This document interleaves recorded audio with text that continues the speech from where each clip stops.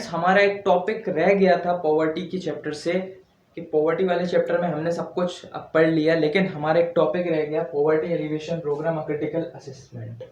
अब पॉवर्टी एक critical assessment है, पीएपी है हमारा, वो एक क्रिटिकल असेसमेंट केस है। मतलब कि उसको इम्प्लीमेंट करने के लिए क्या क्या प्रॉब्लम्स का हमें सामना करना पड़ता है। तो उन प्रॉब्लम्स के बारे में पढ़ते हैं, क्या क्या हिंड्रेंस बन रहे हैं हमारी इकोनॉमी में कि पॉवर्टी एलिवेशन प्रोग्राम हम इम्प्लीमेंट नहीं कर पा रहे। देखो, सबसे पहला हिंड्रेंस है हमारा unequal distribution of land and other assets. हम जब से इंडियन इकोनॉमी हमने स्टार्ट करी, एग्रीकल्चर का जो पार्ट पढ़ा हमने, उसमें पढ़ा फ्रेगमेंटेड लैंड होल्डिंग्स। तो आप इससे समझ सकते हैं कि हमारे पास जितनी भी लैंड होल्डिंग्स हैं उनमें क्या है, उनमें अनइक्वल डिस्ट्रीब्यूशन है। जितने भी पुअर्स और नॉन पुअर्स के बीच में अनइक्वल डिस्ट्रीब्यूशन है, उससे क्या पैदा हो रहा है हमारे सामने, उससे हमारे सामने सोशल इनइक्वालिटी पैदा हो रही है, जिसकी वजह से एक माइंड में एक क्या बन रहा है लोगों के, एक मतलब कि एक सोशल मतलब कि क्लासेस अनइक्वल डिस्ट्रीब्यूशन यहाँ पर क्रिएट हो रहा है। किसके जरिए?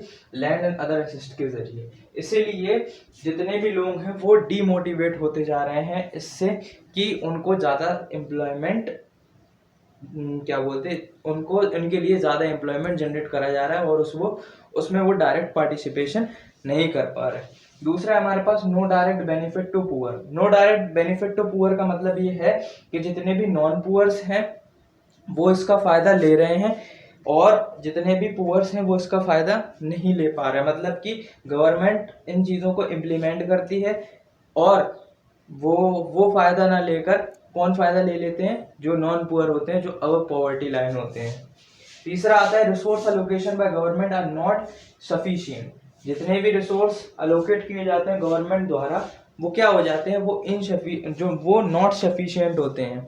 मतलब कि इतने सफिशिएंट नहीं हो पाते कि सारे उनकी पॉपुलेशन जितनी है पुअर पॉपुलेशन, वो उसमें सबको अलोकेट किए जाए।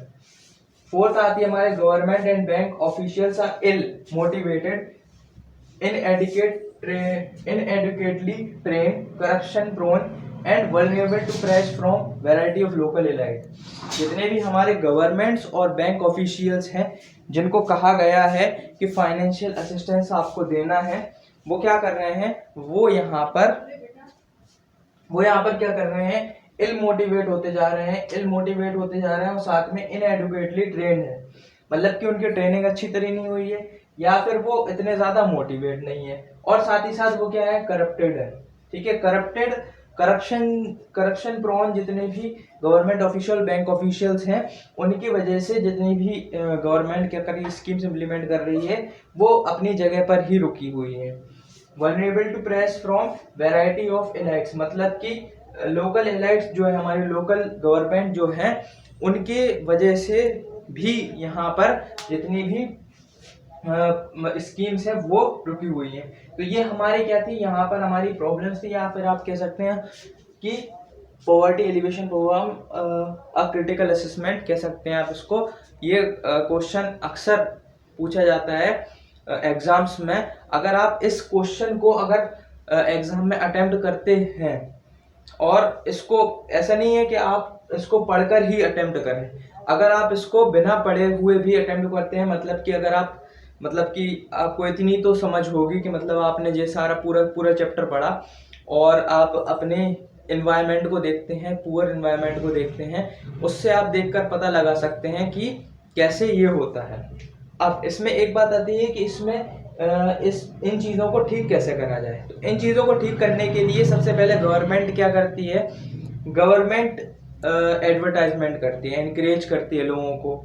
ठीक है, अगर गवर्नमेंट एनकरेज नहीं कर रही तो जितने भी नॉन गवर्नमेंटल इंस्टीट्यूशंस हैं, जिनको एनजीओज बोला जाता है, ठीक है, नॉन गवर्नमेंट ऑर्गेनाइजेशन, वो क्या करते हैं, वो लोग क्या करते हैं, लोगों को जाके मोटिवेट करते हैं एडवर्टाइजमेंट के थ्रू।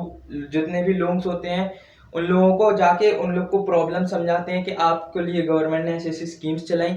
साथ ही साथ जितने भी जो उनके चाइल्ड होते हैं, मतलब कि उनके जो बच्चे होते हैं, उनको स्किल दी जाती है और साथ ही साथ उनको स्कीम्स के बारे में समझाया जाता है कि गवर्नमेंट ने आपके लिए क्या क्या स्कीम्स बनाए। ठीक है, इनके जरिए इन प्रोग्राम्स को इम्प्लीमेंट कराया जाना चाहिए। ठीक है, जब ही हमारे देश से पॉवर्टी इरेडिकेट होगी। ठीक है, तो ये था हमारा लास्ट टॉपिक। ठीक है, इसके बाद हमारा पूरा चैप्टर खत्म। अब हमारा न्यू चैप्टर शुरू होगा, ह्यूमन कैपिटल फॉर्मेशन। आपने अभी तक चैनल को सब्सक्राइब नहीं करा तो चैनल को सब्सक्राइब कर लें, बेल आइकन को भी साथ ही साथ प्रेस कर लें। और अगर आपने अभी तक इंडियन इकोनॉमिक डेवलपमेंट की और बाकी वीडियोस नहीं देखी, आपको डिस्क्रिप्शन में प्लेलिस्ट मिल जाएगी, आप वहां से जाके देख सकते हैं। मिलते हैं अपने अगले टॉपिक के साथ, तब तक के लिए thank you, have a nice day.